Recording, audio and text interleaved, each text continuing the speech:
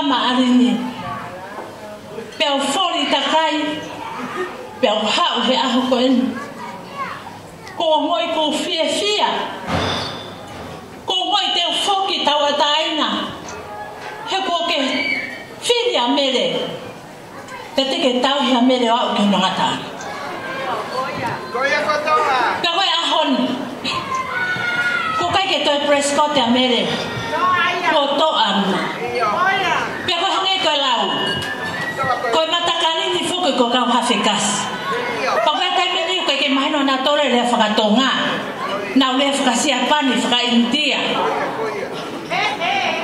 Kau atu hoku ko au.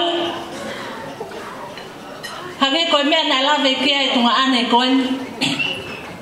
Koe whanau. Koe fu whanau tangata sa tape. Lahi tahape whanau wa tama se au si pia hoka e tamai. Hoka aisake pia hoka sono. O kwa ana peneti. O kwa ana merevea he au koe. Sione. Ko ulu te fua awia. Peneo e ko ulu te fua. Masiva, aku masiva. Kahau ku loto, lahi ku loto o kuya.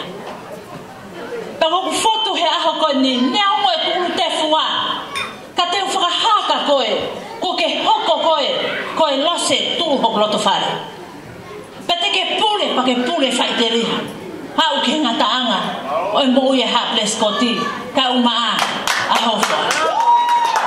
Aho koe ni, kong lele mai.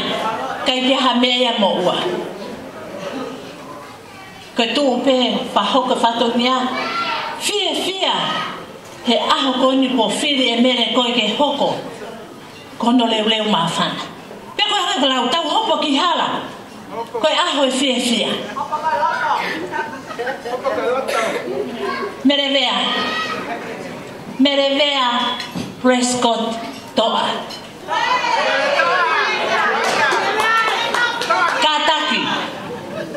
Me amai. Kai kia me ema. Ko te teki. Atu.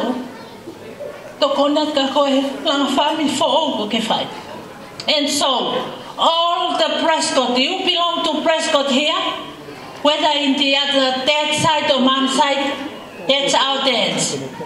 All of the Prescott here around this house stand up and dance.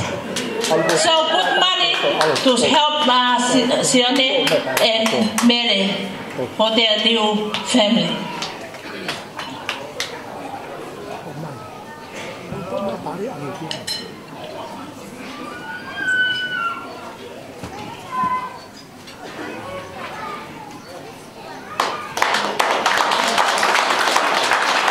Mai di che kasi pa fa fe ya to Prescott ko to pe tu ke olunga o fa fe fe a mere ha kon malo apito.